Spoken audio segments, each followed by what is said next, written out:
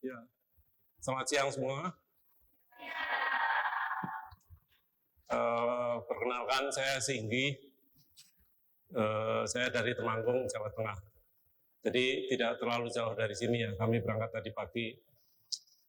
Hari ini saya ingin membagikan sharing pengalaman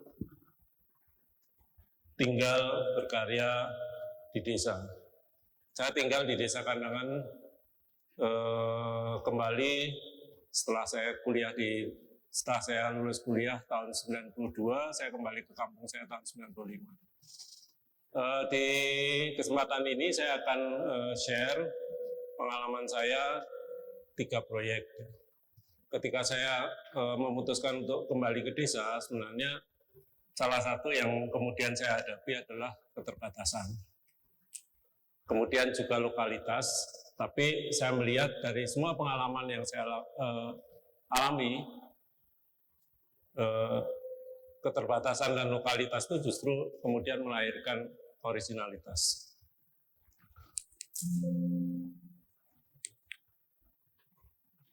Ada sebuah buku yang menginspirasi saya kenapa saya pulang kampung. Ini buku karya Alvin Toffler berjudul Future Shock. Di buku itu ada 2 hal yang bagi saya menginspirasi saya dengan cukup kuat. Satu adalah ramalan dia akan tiba suatu saat banyak orang tinggal di tempat-tempat terpencil dan pelosok dan terkoneksi secara global karena kemajuan teknologi informasi dan komunikasi. Waktu saya pulang kampung, mobile phone belum ada. Jadi saya menggunakan jasa wartel, warnet untuk berkomunikasi secara internasional.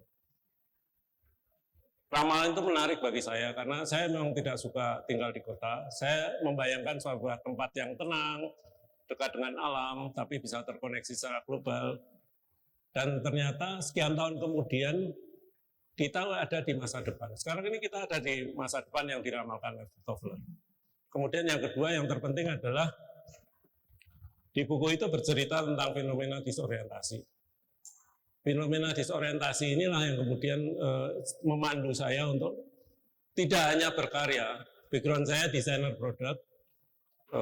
Saya tidak hanya berkarya menghasilkan produk, tapi saya juga menghasilkan kegiatan gerakan sosial.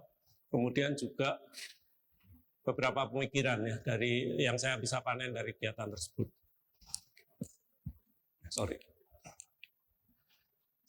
Ini proyek saya yang pertama yang ingin saya share adalah Magno. Mungkin beberapa sudah kenal dengan Magno. Magno ini brand untuk produk-produk berbasis kayu.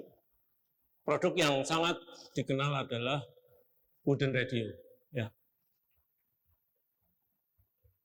Keterbatasan yang saya hadapi waktu saya pulang kampung adalah di sana, di tempat saya sebenarnya beda dengan di Jepara atau di Bali. Di sana tidak ada perajin yang siap bekerja. Tapi di desa itu ada potensi tentang kayu, sumber daya manusia yang mereka membutuhkan pekerjaan. Pasar tentu saja ada ya. Jadi saya waktu itu memikirkan juga produk-produk kayu yang bagus pasti akan bisa diterima oleh pasar.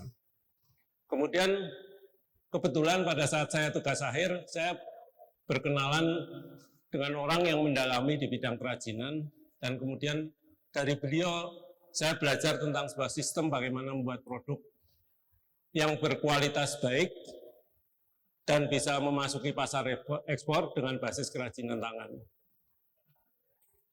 Kebetulan saya sendiri waktu itu juga salah satu pengagum desain dari Jepang, dan saya tahu Jepang itu sangat memberikan perhatian pada detail. Jadi salah satu ciri dari produk Magno itu adalah selain dia didesain dengan bagus, dia memiliki detail yang sangat banyak.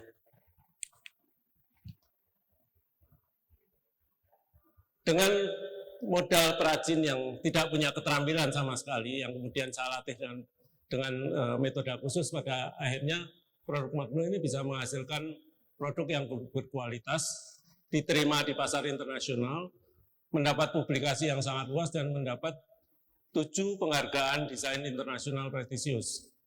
Ini membuktikan bahwa kalau kita serius potensi dan permasalahan di desa itu bisa dikembangkan, menghasilkan sesuatu yang sebenarnya, bahkan untuk saya sendiri waktu itu sebenarnya di luar bayangan saya, sebenarnya bisa setinggi ini, seperti itu.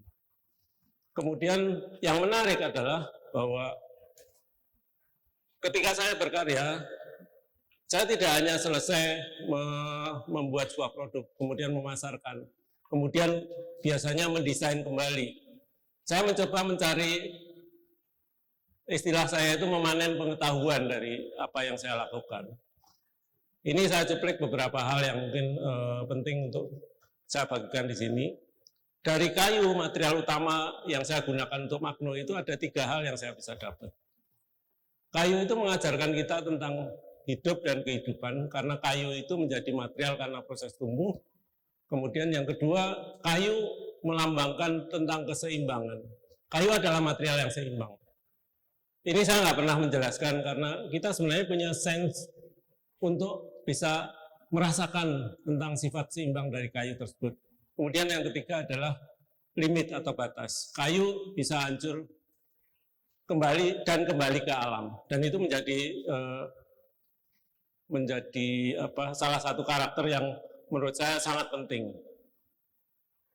Ini juga sebuah bagian dari saya memahami apa yang dimaksud dengan keberlanjutan. Saya kemudian melihat bahwa manusia itu sebenarnya adalah satu-satunya makhluk di dunia yang bertanggung jawab terhadap kerusakan alam. Di dunia ini kalau nggak ada manusia, alam itu lestari, ya, atau berumur sepanjang-panjangnya lah. Jadi ada faktor manusia ini yang kemudian menimbulkan kerusakan. Jadi yang paling penting adalah bagaimana kita sebagai manusia itu untuk redefine. Dengan apa? Saya pikir apa yang saya dapat dari kayu itu sesuatu yang menurut saya cukup untuk kita melakukan redefine. Yaitu selalu ingat tentang kehidupan, selalu ingat tentang keseimbangan, dan selalu ingat tentang batas. Kemudian kerusakan alam terjadi juga karena cara hidup manusia itu saling berkompetisi. Oleh karena itu di lingkaran yang kedua itu kita harus menggantinya dengan kolaborasi, dan alam itu punya sistem yang sebenarnya sangat sederhana yang kita sebenarnya bisa aplikasikan adalah kalau kita memberi yang baik ke alam, dengan sendirinya alam akan memberikan hal yang serupa ke kita. Tapi kalau kita melakukan hal yang negatif ke alam, alam juga akan demikian.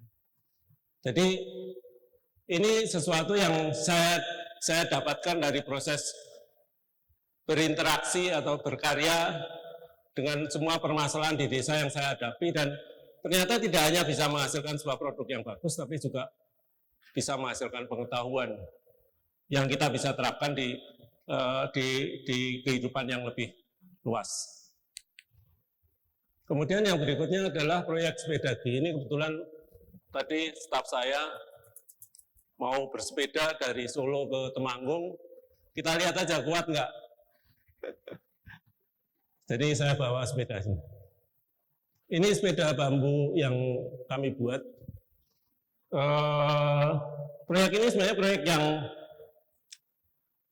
tidak disengaja. Saya sebenarnya seorang desainer yang paling males jawab kalau ditanya, setelah produk ini kamu mau buat apa gitu. Saya paling males dibuat karena saya sebenarnya seorang desainer yang saya tidak pernah punya rencana untuk membuat sesuatu setelah A kemudian B. Saya mengalir saja.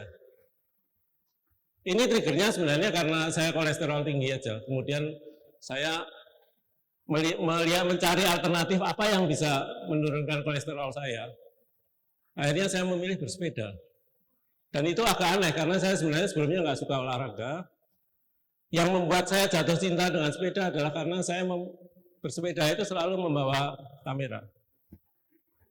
Jadi saya bersepeda tidak hanya berolahraga, tapi saya juga memotret tempat-tempat dan saya mencermati banyak hal yang ada di desa. Ternyata istirahat dengan memotret itu adalah istirahat yang terbaik yang kemudian membuat saya jatuh cinta dengan bersepeda. Karena istirahat yang baik itu adalah istirahat yang aktif.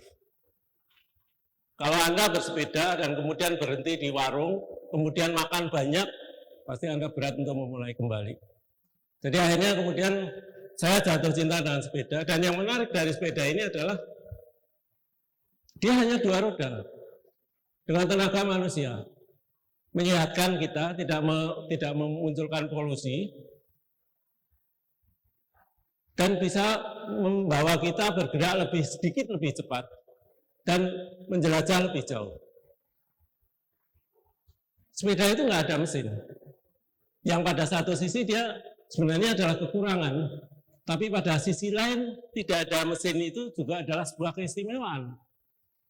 Ini sebenarnya sama dengan radio ya. Orang kalau lihat radio kayu yang saya buat itu pertanyaannya akan selalu begini. Ini radio bisa hidup nggak? Bisa bunyi nggak? Sama ketika melihat sepeda ini, pertanyaan saya yakin di antara sekian orang ini pasti ada dalam hati, itu sepeda kayu itu kuat nggak? Jadi ini sesuatu kebetulan yang saya temukan di dalam proses bagaimana saya berkarya. Ya akhirnya saya kemudian browsing di internet dan saya menemukan sepeda bambu yang membuat saya tertampar. Karena sepeda bambu yang ada di screen yang di atas itu karya dibuat di Amerika. Juga saya temukan di Eropa.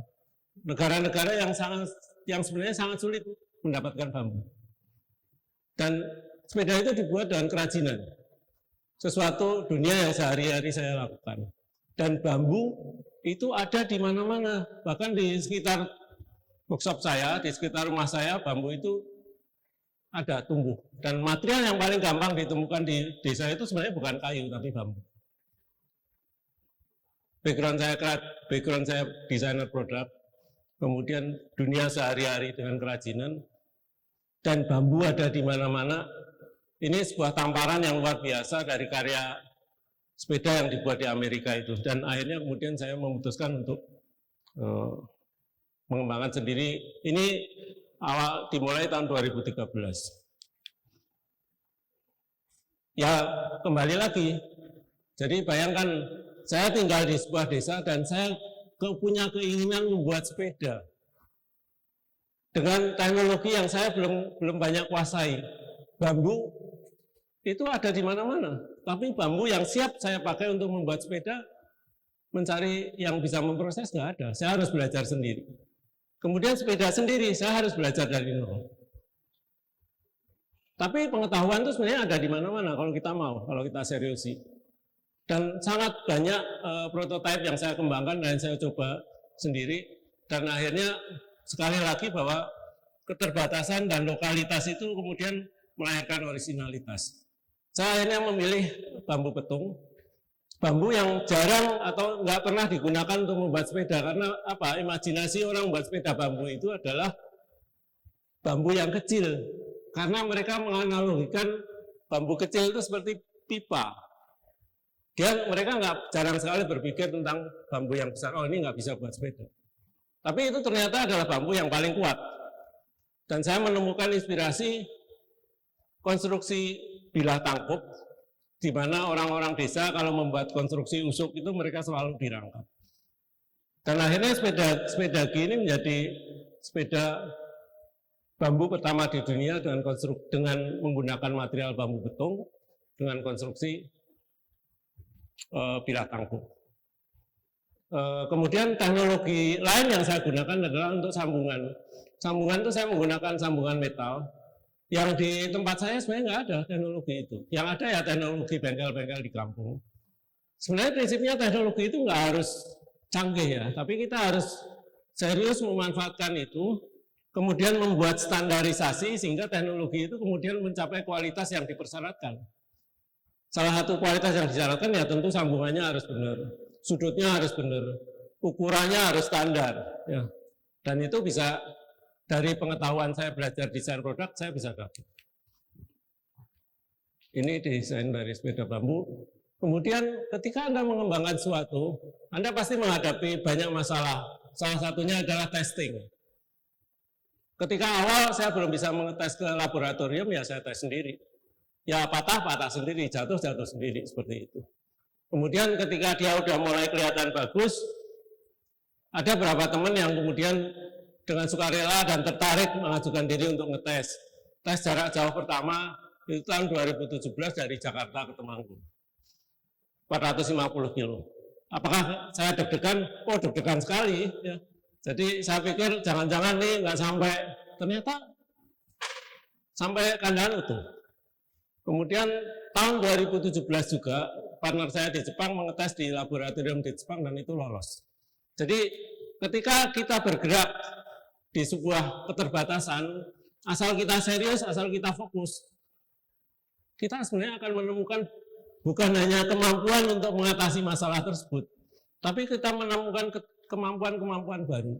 Ini kalau saya menganalogikan adalah kalau saya bersepeda jarak jauh, atau saya bersepeda di tanjakan, saya sudah tahu ujungnya di sana. Kan saya nggak perlu selalu harus lihat di sana karena bikin capek, bikin saya nggak kuat. Yang saya lakukan adalah saya cuma lihat 1 meter ke depan. Ya sekali saya lihat agak jauh ke depan biar nggak nubruk kalau ada sesuatu di depan. Gitu.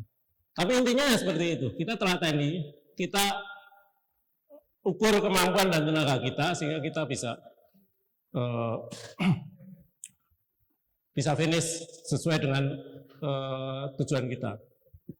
Kemudian orang-orang yang tertarik mengujinya banyak sekali. Ini yang dilakukan baru tahun ini di Paris, Paris 1.200 kilo. Ada 3 pesepeda yang menggunakan sepeda bambu yang menempuh jarak 1.200 km.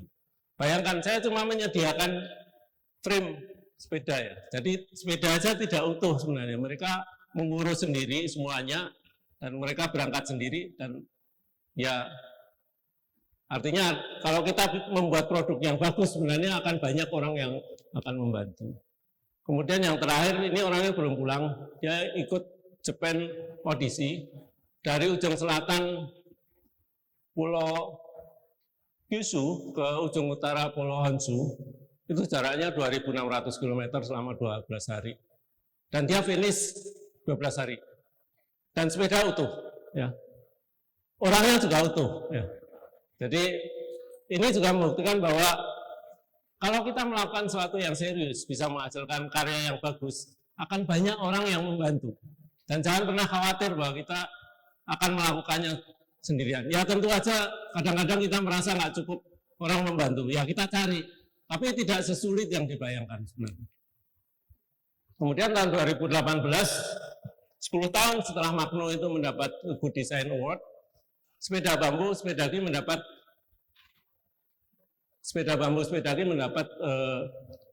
Gold Award Good Design dari Jepang. Tahun 2022, iseng-iseng bikin saddle yang tidak membuat sakit ketika jarak jauh juga dapat Good Design Award. Jadi iseng-isengnya orang serius menurut saya bisa menghasilkan sesuatu yang seperti itu. Pada tahun 2022 cuma 2 produk dari Indonesia yang dapat Good Design Award di Jepang. Satu adalah Magno, yang satu lagi adalah karya grafis. Sepeda bambu Sepedagi ini ternyata bukan hanya sebuah sepeda. Sepeda bambu Sepedagi seperti sebuah magnet. Dia menarik orang datang untuk melihat dan mencoba, dan ini yang kemudian menginspirasi lahirnya Sepedagi Movement. Inspirasi inilah yang kemudian menjadi sebuah pemikiran bagi saya untuk bisa memecahkan salah satu masalah besar di desa, yaitu terjadinya brain drain dari desa ke kota. Desa-desa mengalami kekosongan pemikir, dan dengan datangnya orang-orang dari desa, dari luar kota yang dia punya keahlian dan punya pendidikan yang baik dan kemudian bekerja sama dengan masyarakat lokal, itu yang kemudian bisa menyelesaikan masalah-masalah di desa. Sepedagi Movement salah satu event yang kami lakukan adalah International Conference on Village Revitalization yang kami laksanakan tiap 2 tahun, dan kemudian salah satu pre-conference project yang mungkin sudah banyak dikenal adalah Pasar Papringan. Saya ingin share yang terakhir aja, saya Raul Spiriterial. Sebenarnya Rural Spiriterial ini dari kata city dan rural, spiriterial dari spiritual dan material. Rural Spiriterial ini adalah sebuah peta yang saya coba gambar tentang apa yang sedang terjadi, apa yang telah terjadi, sedang terjadi, dan apa yang kita harus tuju, apa harus kita pilih ketika kita pengen kehidupan ini lestari. Di garis tengah itu adalah garis spiritual. Garis yang berdiri 3 adalah pre-industri, industri, dan post-industri.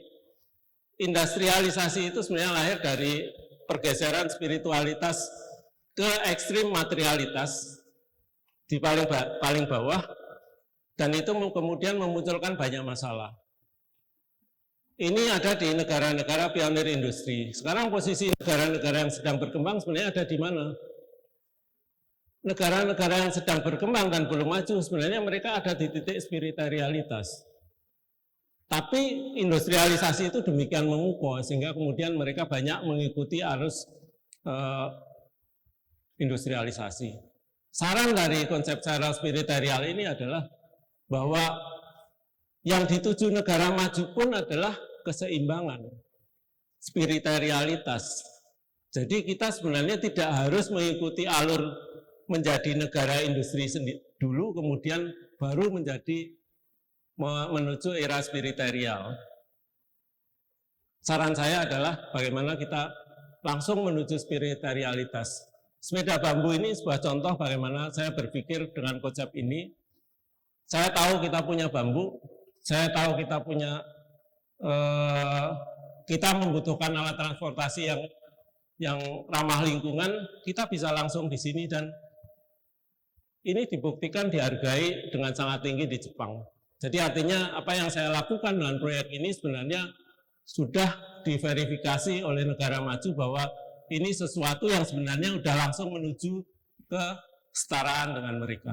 Terakhir, saya sekarang ini mendorong teman-teman di Jepang untuk mengembangkan sepeda bambu sendiri. Karena apa? Karena saya tahu Jepang punya bambu, saya tahu Jepang punya Shimano, saya tahu Jepang punya kemampuan yang jauh lebih baik dari saya untuk bisa menghasilkan sepeda bambu.